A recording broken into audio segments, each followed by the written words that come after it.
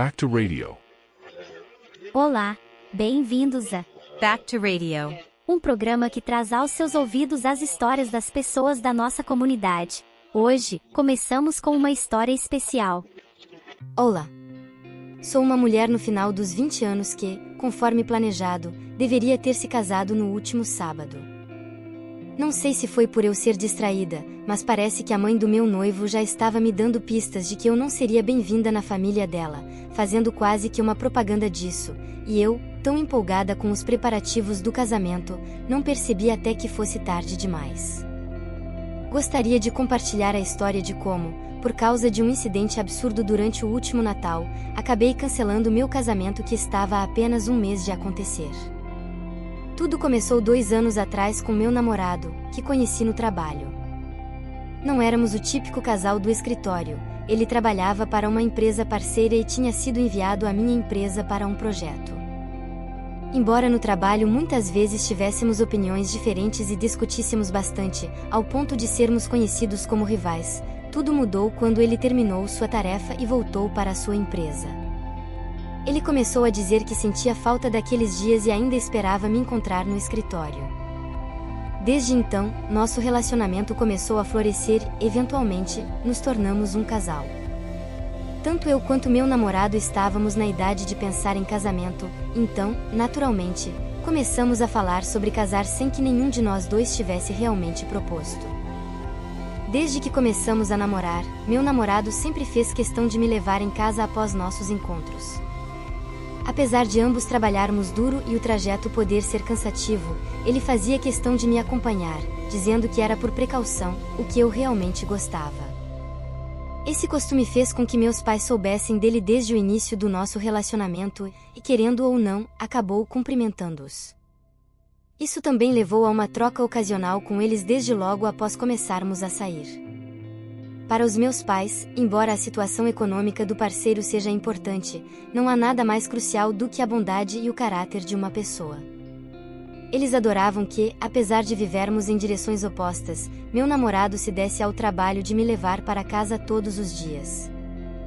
Sua consideração foi uma das principais razões pelas quais decidimos nos casar, pouco depois de mais de 1 ano de relacionamento.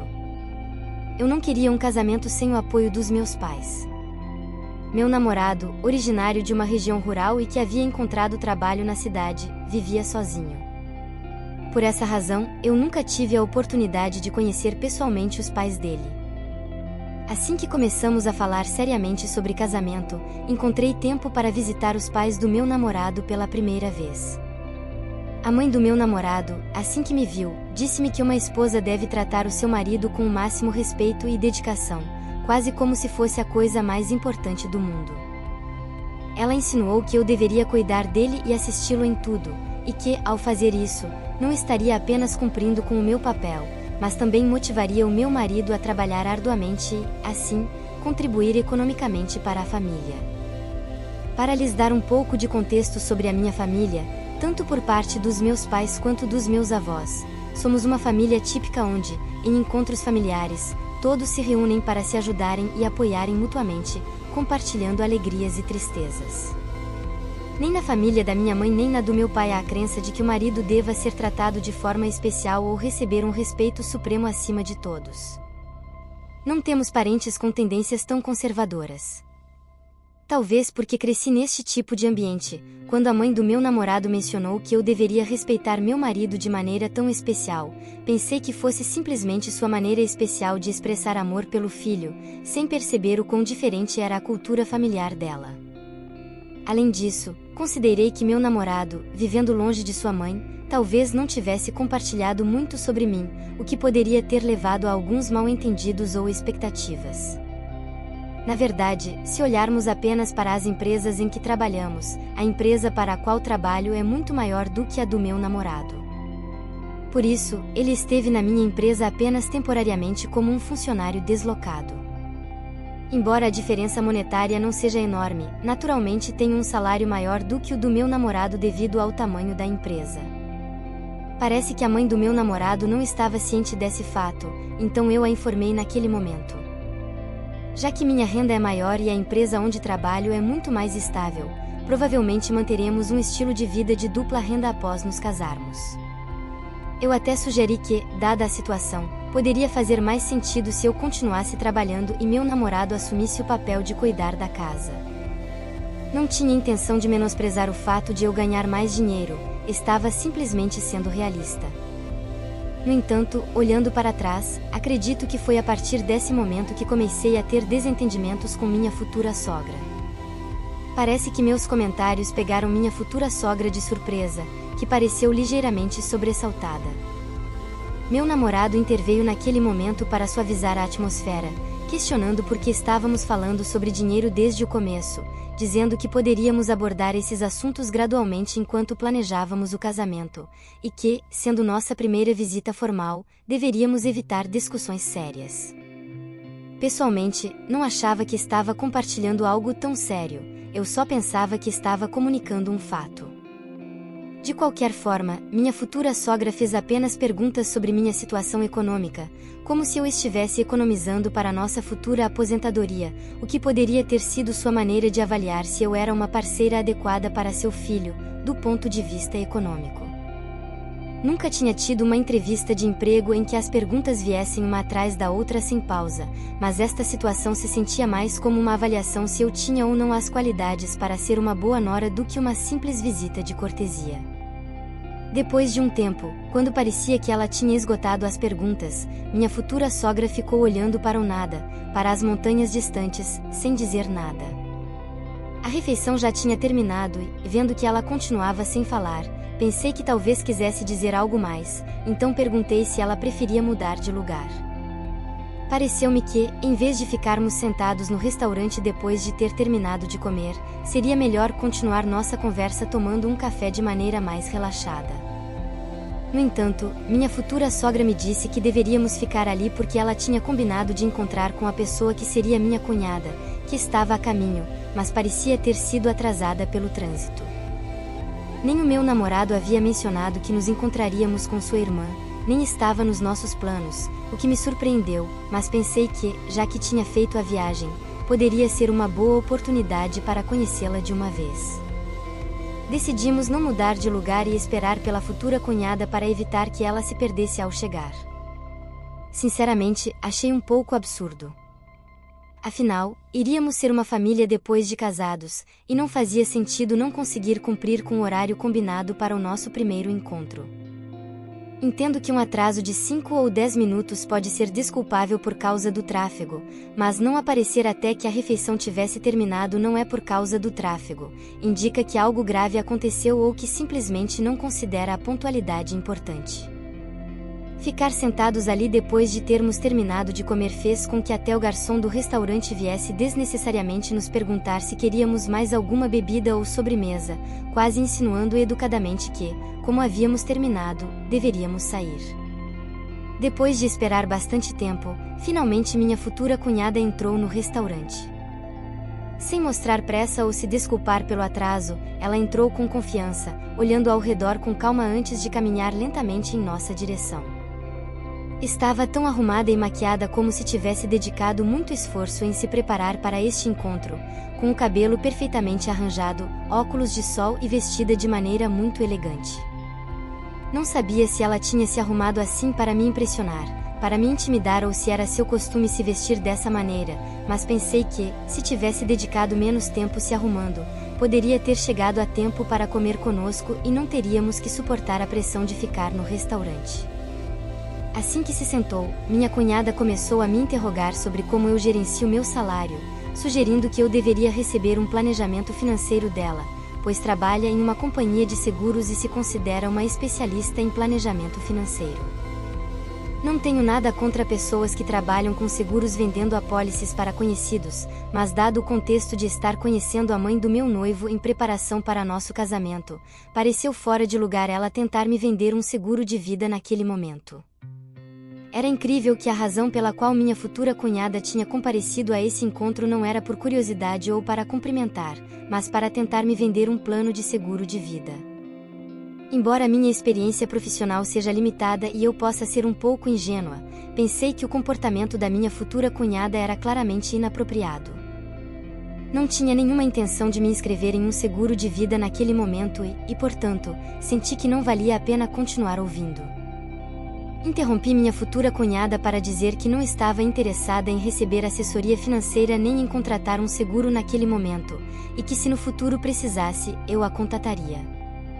No caminho de volta para casa no carro do meu namorado, ele me disse que não sabia que sua irmã estaria no local do encontro. Embora tivesse mencionado que ela viria, não esperava que realmente fosse lá com a intenção de me vender um seguro. Enquanto criticava a ação de sua irmã, ele se desculpou, e decidi não fazer mais caso disso e deixar o incidente para trás. Assim terminou nosso primeiro encontro, e o tempo passou. Pouco depois, a data para o encontro formal entre as famílias foi marcada. O local foi decidido perto da casa dos pais do meu namorado, organizado pelos meus futuros sogros. Embora nossa família vivesse a uma certa distância e teria sido possível encontrar um ponto intermediário, meu namorado se ofereceu para nos levar no seu carro, e meus pais acharam que seria uma boa oportunidade para respirar um pouco de ar puro e concordaram em ir. Ao chegar ao local do encontro formal, fiquei surpresa desde o estacionamento. Havíamos chegado a uma churrascaria no bairro. Realmente não estava esperando por isso. Pensei que o estacionamento fosse compartilhado com algum local tranquilo e apropriado dentro do prédio.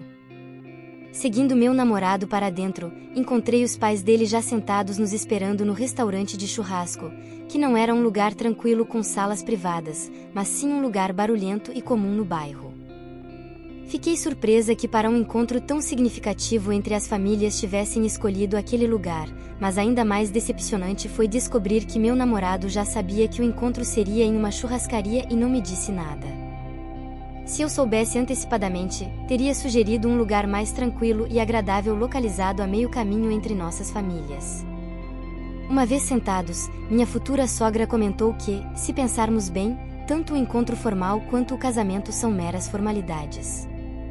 Argumentou que era melhor nos encontrarmos em um lugar onde realmente pudéssemos desfrutar da comida em vez de em um restaurante caro e sem sabor apenas para manter as aparências. Além disso, explicou que aquele lugar era conhecido no bairro pela boa comida. Meus pais pareciam um pouco surpresos no início, mas acabaram concordando e levando o comentário na brincadeira. Apesar disso, não pude deixar de me sentir inquieta, perguntando-me se minha futura cunhada apareceria novamente tentando vender produtos de seguro. Pelo menos foi um alívio que, conscientes da importância da ocasião, mantiveram-se calmos e compartilharam conversas gerais durante o jantar. Não foi até depois de terminarmos o prato principal e enquanto tomávamos um café, que começamos a ter conversas mais significativas. Desde considerar a celebração do casamento no centro da cidade, já que o trabalho dos filhos está lá, até a ideia de enviar um ônibus para os convidados dos nossos futuros sogros que vivem nas províncias, trocamos ideias adequadas para um primeiro encontro formal. No final da conversa, meu namorado, sem perceber meu desconforto, perguntou inocentemente à sua mãe se sua irmã não viria hoje. Eu tinha me relaxado pensando que ela não viria, então foi desconcertante que meu namorado a estivesse procurando. A futura sogra, como se tivesse esperado a oportunidade, sugeriu chamar ela para vir. Intervim dizendo que não parecia necessário que sua irmã viesse especialmente hoje, e consegui desviar a situação. Meus pais também pareceram perceber algo, comentando que não seria educado pedir a alguém para vir depois de tudo ter terminado, então a ideia de chamar a irmã do meu namorado naturalmente se dissipou. Concordamos em organizar um encontro com ela mais tarde, e assim, nosso encontro formal terminou sem nenhum incidente significativo. Naquela noite, meu namorado disse que gostaria que eu me desse bem com a irmã dele. Ele me repreendeu por mostrar meu desagrado tão cedo. Respondi que se a irmã dele não tivesse tentado me vender um seguro no nosso primeiro encontro, eu não teria agido daquela maneira.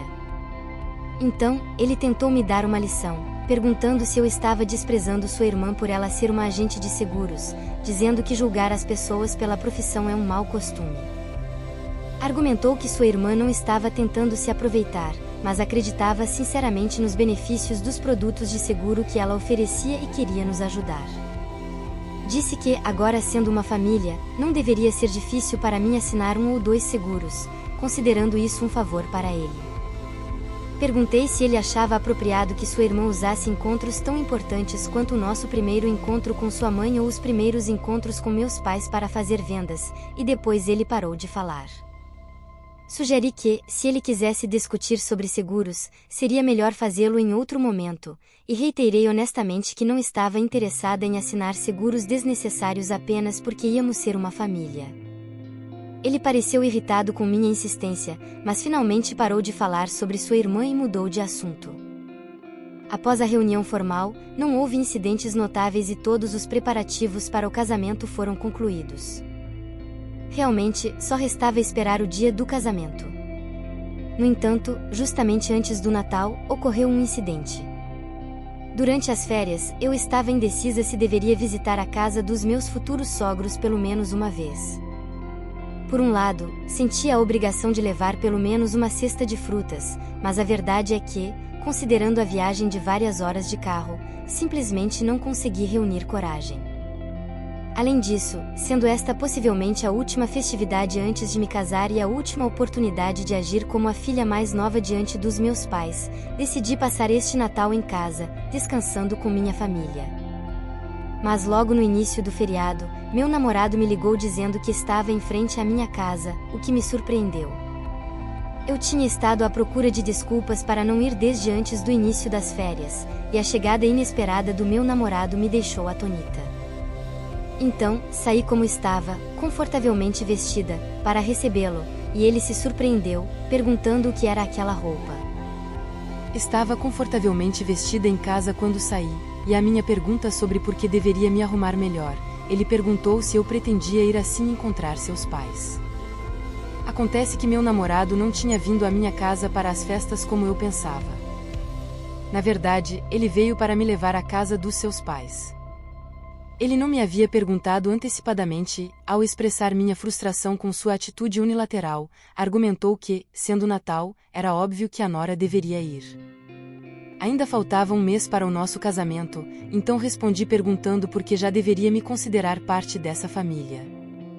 A verdade é que não me parecia difícil a ideia de visitá-los, e até pensei em fazê-lo por conta própria, mas sua reação me fez querer ir ainda menos. E então, para minha surpresa, meu namorado começou a elevar o tom de voz. Ridicularizou-me, dizendo que era absurdo. Era Natal, e toda a família dele estaria lá, incluindo parentes distantes. Se eu faltasse, seria o centro das atenções pela minha ausência. Além disso, afirmou que se eu não fosse, seria uma falta de respeito com sua mãe, que teria que preparar sozinha toda a comida para os numerosos parentes. Ele me disse para não pensar em faltar aos eventos familiares desde já e que me daria tempo, então eu deveria me arrumar rápido e sair. Ao ouvir isso, lembrei-me desde o dia da reunião formal, quando ele me advertiu para não desprezar a sua família, até seus comentários atuais que insinuavam que eu estava intencionalmente fazendo sua futura sogra sofrer por não querer ir. Comecei a duvidar se seu apoio durante nosso tempo juntos não tinha sido apenas pela ideia de se casar comigo, questionando se ele realmente tinha estado do meu lado. Percebi que este homem sempre colocaria sua mãe, sua irmã e sua família antes de mim. Então eu disse, por que eu deveria agir como a nora da sua família desde agora? Vai e ajude sua mãe você mesmo. O fato de já estarem me impondo o papel de nora mesmo antes do casamento me dá todas as respostas que preciso. Disse que precisava reconsiderar nosso casamento e fui embora sem olhar para trás. Ele não me seguiu para dentro de casa, mas continuou ligando para o meu telefone. Finalmente, atendi a ligação e ele, muito constrangido, pediu desculpas dizendo que não era sua intenção me fazer sentir assim. Quando perguntei o que ele queria dizer com não era sua intenção, de repente começou a falar sobre sua irmã. Ele me contou que sua irmã teve uma má primeira impressão de mim. Disse que ela só queria me ajudar com o planejamento financeiro e me recomendar um bom seguro, mas ao ver minha reação de cortá-la e não ouvi-la até o fim, pensou que eu não levava a família do meu noivo a sério. Ele me disse que pessoas sem modos e teimosas como eu precisavam ser corrigidas antes do casamento. Que precisava quebrar meu espírito e me colocar no meu lugar para que a vida matrimonial do meu noivo fosse mais fácil. Ouvir isso de sua irmã, E que meu noivo simplesmente aceitasse esses comentários e pensasse que deveria fazer o que sua irmã dizia, me deixou profundamente indignada e perdi todo o respeito que tinha. Ver meu noivo tentar consertar as coisas com essa explicação só me convenceu de que não havia mais nada para pensar. Não sou um animal que precisa ser domesticado para fazer parte de uma família. Se isso é o que acontece antes do casamento, não posso imaginar o que acontecerá depois.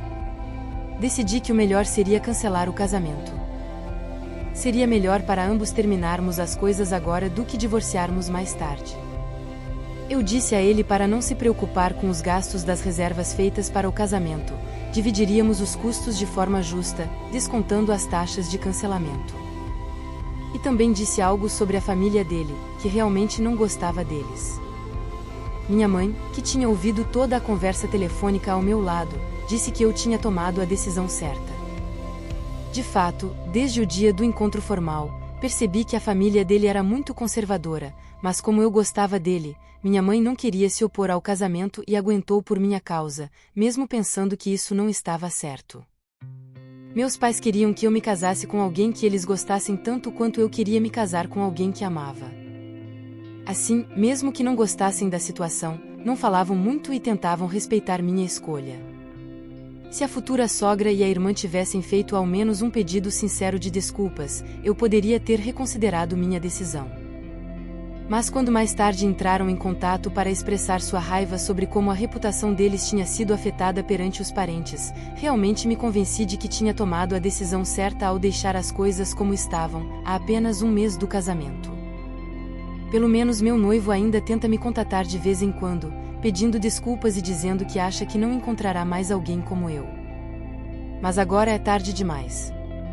Agora que sei com certeza o que meus pais pensam, estou pronta para encontrar alguém que realmente me valorize e me aprecie por quem sou. Obrigada por ouvir minha história. Obrigado por ouvir esta longa história. Isso é tudo por hoje. Se você se inscrever e deixar seu like, será notificado quando voltarmos com histórias melhores no futuro. Obrigado.